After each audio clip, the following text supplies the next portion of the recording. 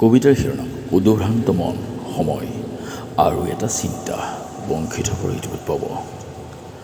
আকাশ চাই ভাল পোৱা নে তুমি, নে আকাশত ঘৰ সাজি পাবলৈ বিচৰা এটা মন, পোৱাৰ মহাবাৰীধিত দুখ গৈ থকা এটা মন? কোনটো ভাল লাগে তোমাৰ? সকলো পাই মৃত্যুৰ দিনা শেষ নিশ্বাসৰ আগে আগে যেতিয়া মনত পৰিব সম্পত্তিৰ মহাতালিকাখন, কেনে লাগিব সেইদিনাখন তোমাৰ? ইচ্ছাৰ বাট চুমুৱাই এটা প্ৰাৰ্থনাৰ কথা ভাবিবাচোন। মন আৱেগ প্ৰাণক নিষ্কাশন কৰি হাবিয়াসক শাসন কৰিবাচোন। কথাত কান্দনত হাঁহিত মোহৰ লগাই ৰাখিছা তুমি।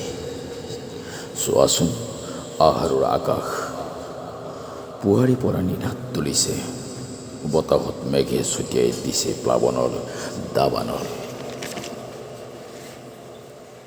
মাঝৰাতি মোৰ ঘৰৰ বাৰান্দাত বহি মই চাই ৰৈছোঁ, এটা ভৱিষ্যতক বেপৰোৱা কৰি থৈ যোৱা সেই নদীক। আকৌ মোৰ জপৰিত চুব নেকি নদীয়ে? তৰণিত চাকিবোৰ জ্বলিছে ঘৰে ঘৰে। উদভ্ৰান্ত আকাশ, উত্তেজিত আকাশ সাজু হৈ উঠিছে। কলৰ ভোৰ নাওবৰ বোধ কৰোঁ মানুহবোৰে সাজু কৰিছে। আকাশ কিয় বাৰু ইমান প্ৰতিশোধ লাগে?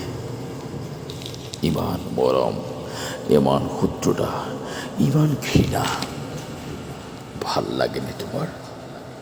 বোধ কৰোঁ এদিন আকাশো দূষিত হ'ব, আৰু একেলগে একে সময়তে মহাপ্ৰস্থান হ'ব আমাৰ। এই ক্ষণত নিশ্চয় আমি ভাবিম অন্তিমবাৰলৈ, ইমান হেঁপাহ, ইমান আশা কিয় কৰোঁ আমি?